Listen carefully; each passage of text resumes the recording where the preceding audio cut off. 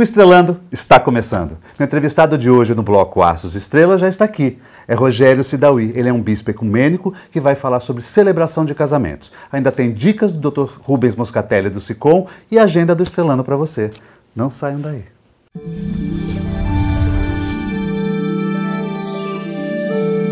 Aqui ao meu lado, um libriano com ascendente leão e a lua em Sagitário. É Rogério Sidawy, é isso? Isso. Desta forma que você pronuncia? Dessa forma mesmo. Então tá bem. Ele é um bispo ecumênico, mestre em teologia, celebrante ecumênico de casamentos, realiza cerimônias em todo o Brasil com efeito civil. É escritor e palestrante e trabalha com filosofia existencial e crescimento pessoal. Ele é casado, pai e avô. Por que de tudo isso que eu estou apresentando? Ele celebra casamentos em todas as religiões, não é isso?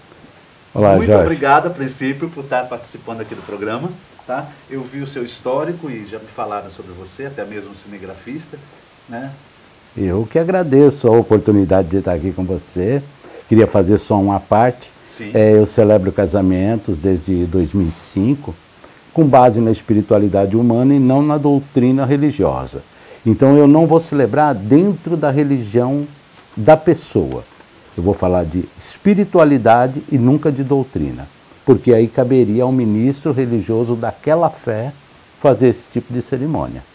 Entendi. Tá? Então vamos lá, vamos começar do começo. Vamos. Um casal quer se casar, correto? Ok. E ele pede o seu trabalho, celebrante, né?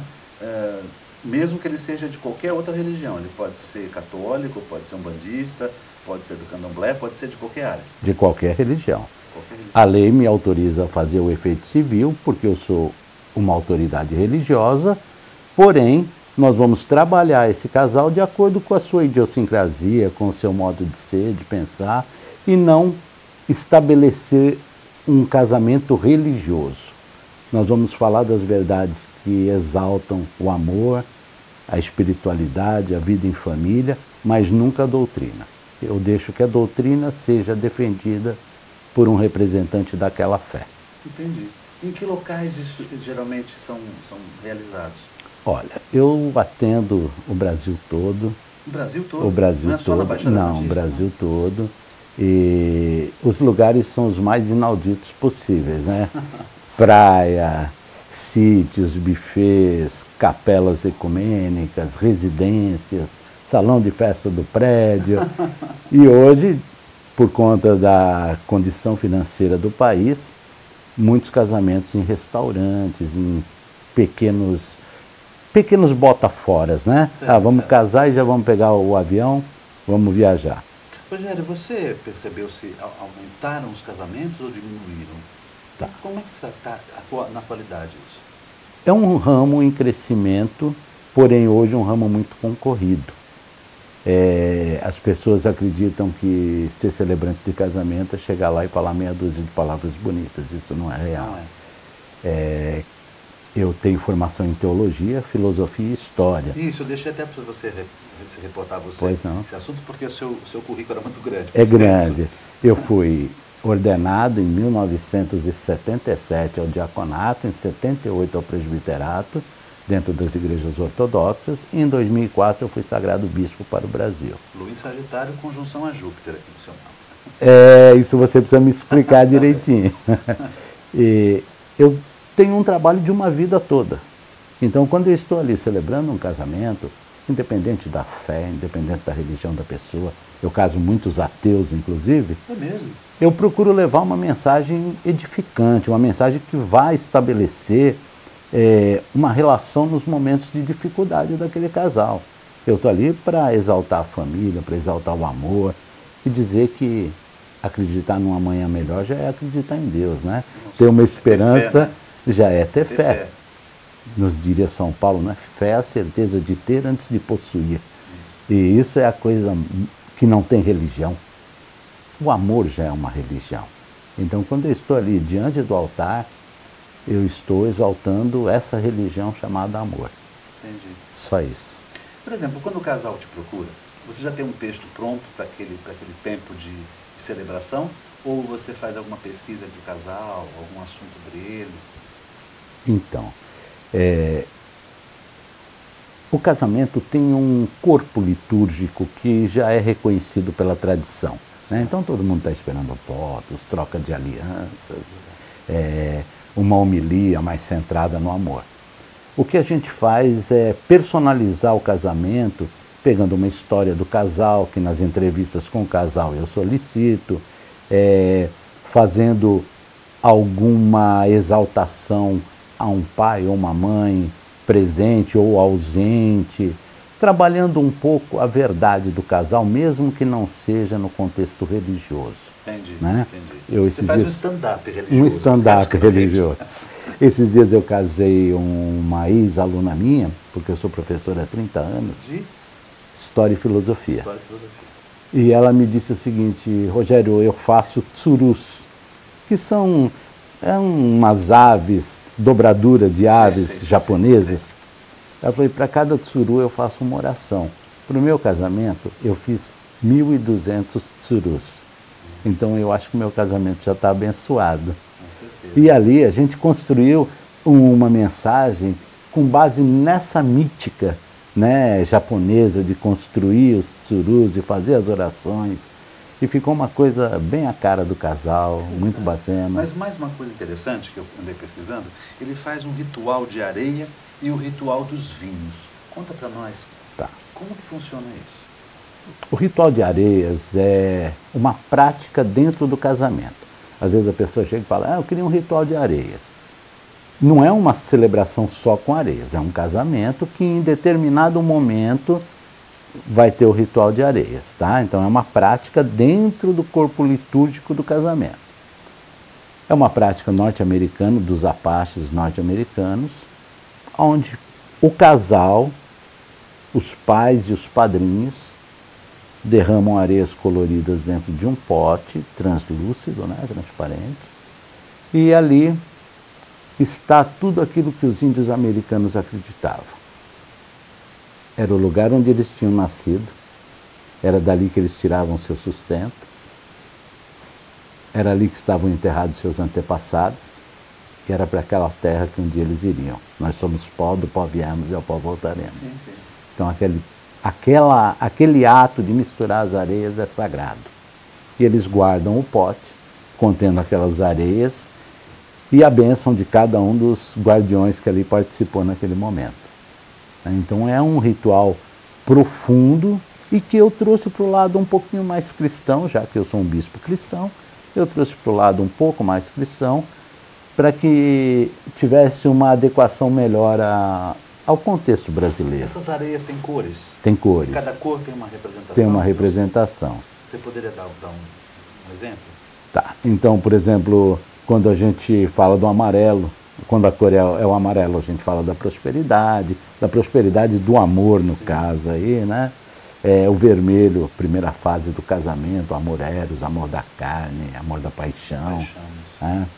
O verde, a gente vai trabalhar um pouco o contexto da esperança. E assim, por todas as cores que tiverem ali. A gente tem ritual de areia com 30 pessoas, então vamos diferenciando um pouco as tonalidades, as importâncias. 30 pessoas? 30 pessoas. Por que 30 pessoas? Porque a maioria dos casais tem 7, 8 casais de cada lado, e os seus pais, que vai somar aí 29, todos participam. Isso é feito durante a cerimônia? Durante a cerimônia. Que bacana. Tá, é uma prática. E os vinhos, muito semelhante, a mistura do vinho branco com o tinto. Seria a mistura do vinho branco com o vinho tinto? Com o vinho tinto, com o vinho branco, desculpe. É o vinho branco com o vinho tinto, criando um terceiro elemento, que é o vinho rosé, que simboliza a família, a união, e é feito um brinde no final do casamento. Né? Vamos lá, esse ritual de areia, acredito que dentro de um vidro, né, um pote, ele é fechado e ele é guardado, o casal leva como lembrança desse casamento? Leva. Aquilo vira um relicário, né, que ele coloca na sua casa. E o do vinho? O do vinho não, é só um brinde, é uma coisa mais utilizada por casais que não têm essa concepção, essa tradição de guardar alguma coisa, de ter um relicário. Eles preferem um brinde momentâneo, né, preferem alguma coisa que os envolva só naquele momento. Eu tenho mais perguntas para o segundo bloco, até porque eu gostaria de saber qual é o tempo que dura uma celebração dessas, tá bem? Tá ok. Voltamos já.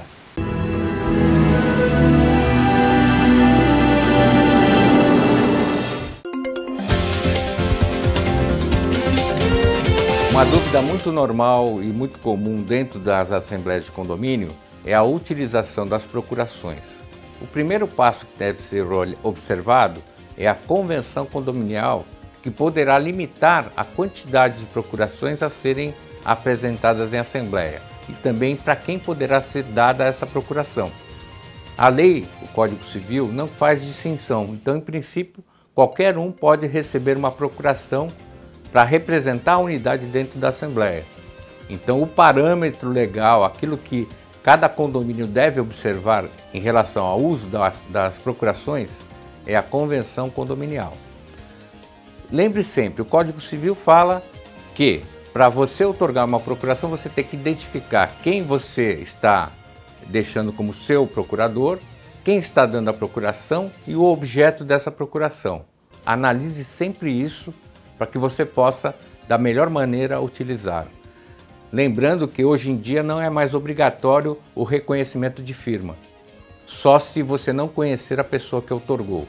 Qualquer assunto, qualquer discussão e qualquer dúvida, entre em contato conosco. Até a próxima.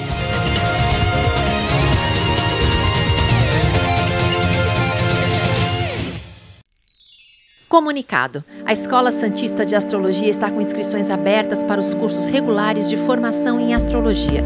Curso básico com turmas manhã, tarde e noite, interpretação de mapa astrológico, previsões e supervisão de mapas. A escola ainda oferece atendimento de mapas astrológicos e uma grande variedade de livros. Escola Santista de Astrologia, Rua Goitacazes, número 8. Telefone 3284-9714. Santos.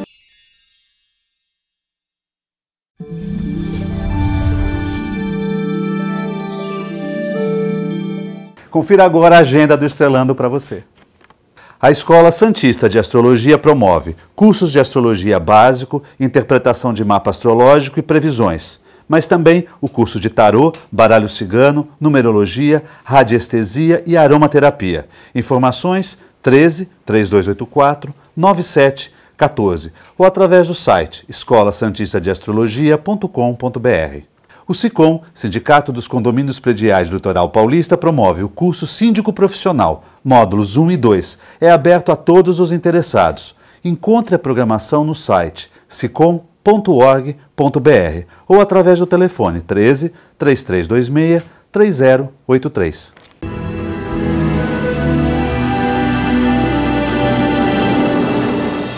De volta ao segundo bloco, meu entrevistado Rogério Sidawi, ele que é um bispo ecumênico. Rogério, qual é o tempo de duração de uma celebração?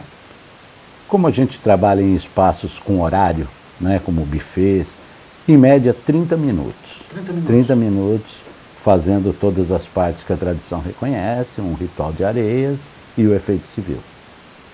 Isso pode ser pela manhã, tarde e noite. Você não tem problema. Não. Madrugada também, na praia, também no luau. Eu atendo mais do que um casal por dia, em média, nos finais de semana, 3, 4 casamentos.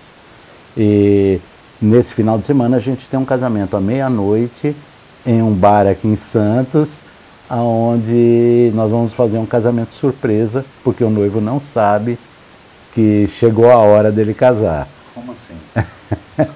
Ele já convive com a noiva há muito tempo e diz que o sonho dele é casar. Então a noiva preparou tudo, fechou um bar, uma balada em Santos, que eles frequentam rotineiramente, e ela pediu uma bênção especial, porque ele é muito católico. Então, no momento, à meia-noite, eles vão parar a música e vão fazer, nós vamos fazer ali a celebração. Tomara que ele aceite, né? E coisa interessante, sua vida não deve ter monotonia, né? Não, não tem. Não tem. Rogério, ele tem um astro importante no mapa astrológico dele, que é Urano, que abre o mapa astrológico, é um astro dominante. E Urano é conhecido como o astro da transgressão, da revolução, da mudança e tudo aquilo que é novo, inesperado e inusitado também. Então, Rogério, uma questão, você também faz casamentos LGBT? Faço. Foi bem difícil para eu conseguir trabalhar esse assunto na minha cabeça. Eu precisei, por essa questão, romper parcialmente com a igreja, estabeleci um ministério paralelo e passei a atender alguns casais LGBT, porque hoje a procura é muito grande.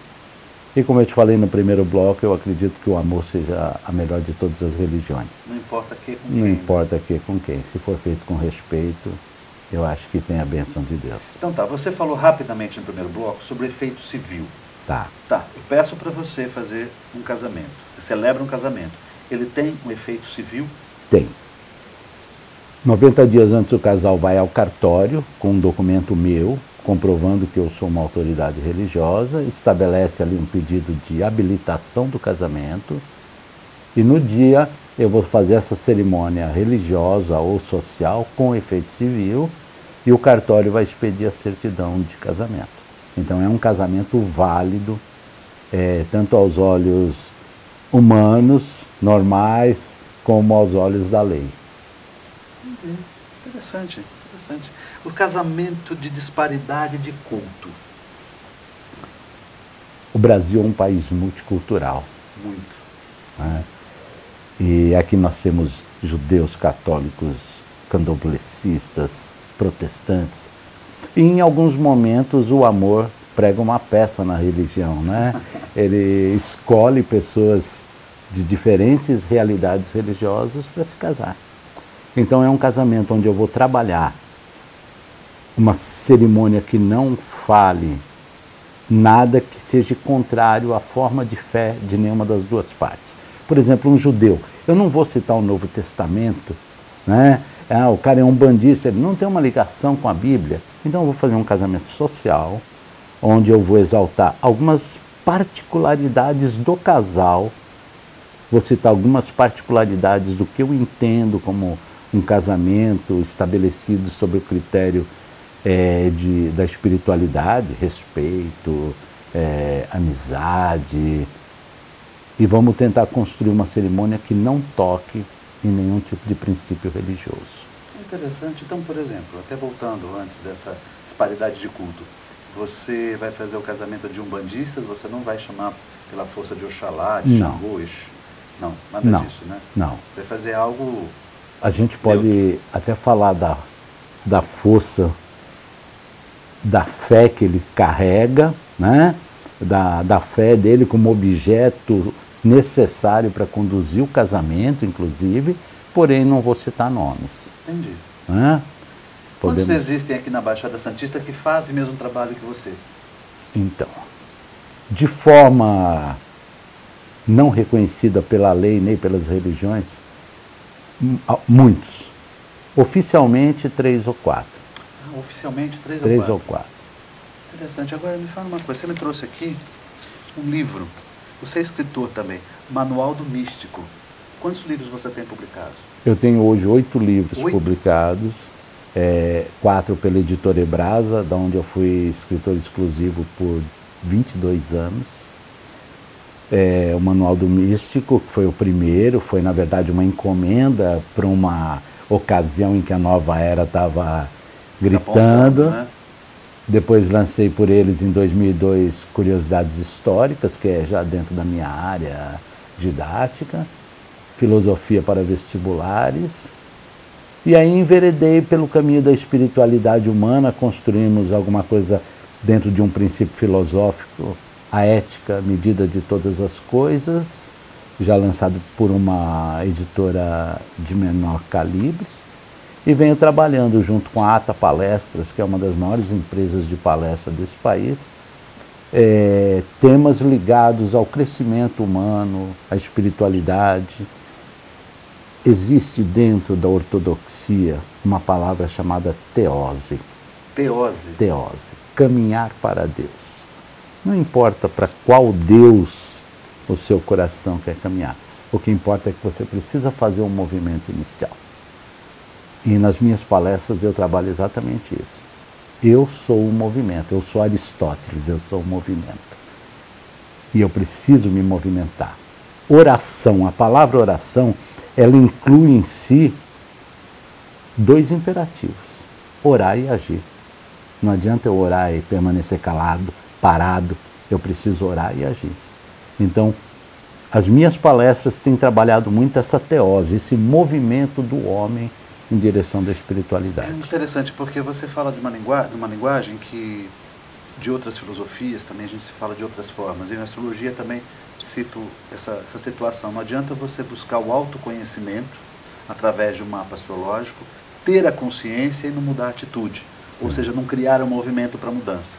Né? Isso é muito importante, realmente. Tem Tiago nos diz no seu livro: tornai-vos, pois, um praticante da palavra e não apenas um ouvinte. O convite não é ouvir, o convite é praticar. Né? Isso é a teose, isso é a astrologia. Eu sei tudo de astrologia. E qual o benefício disso para o próximo? Então, a solidariedade do saber, ela tem que envolver as pessoas. A gente precisa finalizar o programa. Eu queria saber sobre o segundo casamento. Foi uma ideia do cinegrafista Leandro. O Leandro, nosso grande amigo. O segundo casamento. Hoje, infelizmente, o casamento não tem uma durabilidade que possa se dizer como era no tempo.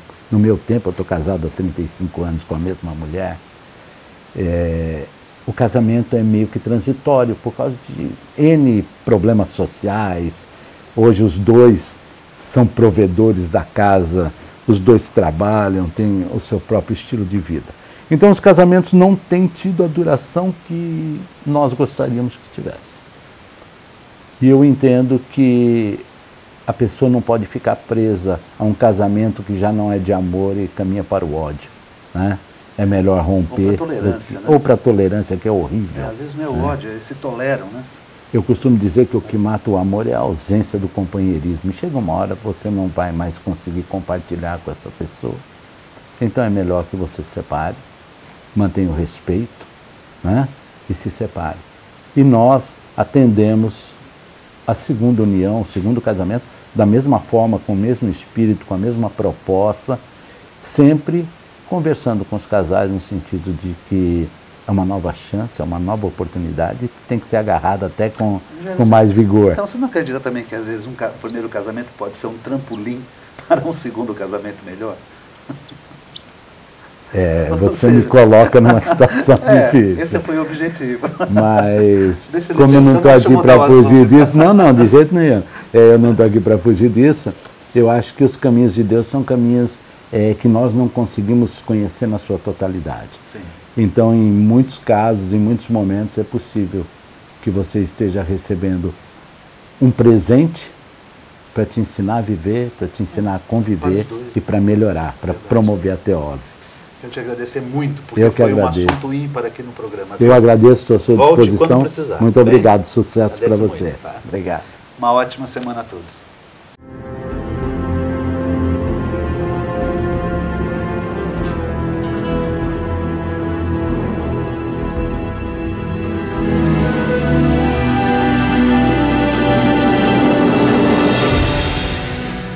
Sicom, a mão amiga no momento certo. Avenida Conselheiro Neves 472, telefone 33263083.